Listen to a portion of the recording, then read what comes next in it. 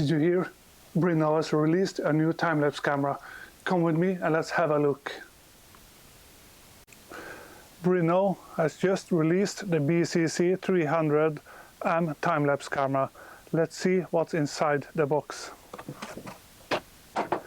Inside the box you of course find the camera itself with an all-weather housing, good for rain, water, whatever, ice, cold. You also get a wall mount. You get batteries and a memory card. So inside this box, from the start, you get everything you need to get started. It also has some kind of laces. I never use this kind of thing. And also inside,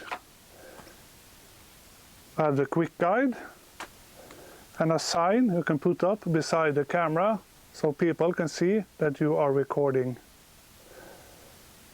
A time-lapse camera can be used for so much more than just construction sites. You can use it for weddings, events, festivals, concerts, all that kind of stuff. So don't let the imagination stop you. Be creative. Try the camera in different scenarios. It's perfect. It works by itself.